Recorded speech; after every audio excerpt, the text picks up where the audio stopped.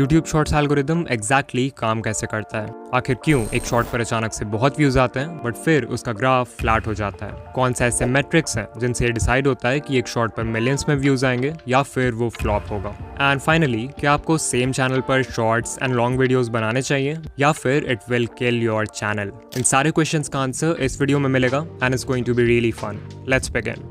So we know कि बड़े YouTubers के शॉर्ट्स पर व्यूज़ आते रहते हैं और आते ही रहते हैं, बट आपके केस में शॉर्ट अपलोड करते ही पहले तो 100 या इवन हज़ारों व्यूज़ आते हैं, बट देन व्यूज़ का ग्राफ कम्प्लीटली फ्लैट हो जाता है। चलो समझते हैं कि ऐसा क्यों होता है। तो अभी से 1 साल पहले कॉलिन एंड समीर ने एक इंटरव्यू अपलोड किया था Todd Sherman and Rene Ritchie के साथ। अगर आप नहीं जानते तो ये दोनों ही यूट्यूब के ऑफिशियल एम्प्लॉइज हैं एंड टॉड तो स्पेशली यूट्यूब शॉर्ट्स के प्रोडक्ट लीड हैं, विच ऑब्वियसली मीन्स कि वो हमें शॉर्ट्स एल्गोरिदम के बारे में बहुत कुछ बता सकते हैं। इंटरव्यू के एक पार्ट में उन्होंने बताया कि आप जैसे ही एक शॉर्ट अपलोड करते हो तो एल्गोरिदम आपके शॉर्ट के लिए एक रैंडम सीड ऑडियंस फाइंड करता है। ये सीड ऑडियंस बेसिकली एक स्मॉल ग्रुप ऑफ व्यूअर्स होते हैं जिनके साथ एल्गोरिदम आपके शॉर्ट को टेस्ट करना चाहता है, बिकॉज उसे आपके चैनल और उसके कंटेंट के बारे में अभी ज्यादा कुछ नहीं पता है। यहाँ पे रैंडम वर्ड इंपॉर्टेंट है बिकॉज हो सकता है कि वो सीड ऑडियंस आपकी टारगेट ऑडियंस हो ही ना। इन व्यूअर्स को यूट्यूब रैंडमली सिलेक्ट करता है आपके शॉर्ट को टेस्ट करने के लिए। सो मान लो वो सीड ऑडियंस आपके शॉर्ट के साथ अच्छे से एंगेज नहीं करती है तो कुछ देर बाद यूट्यूब आपके व्यूज को फ्लैटलाइन कर देगा, मतलब फिर ना के बराबर व्यूज आएंगे उस पर, और जो थोड़े बहुत व्यूज आएंगे वो मोस्टली दूसरे ट्रैफिक सोर्सेस के होंगे।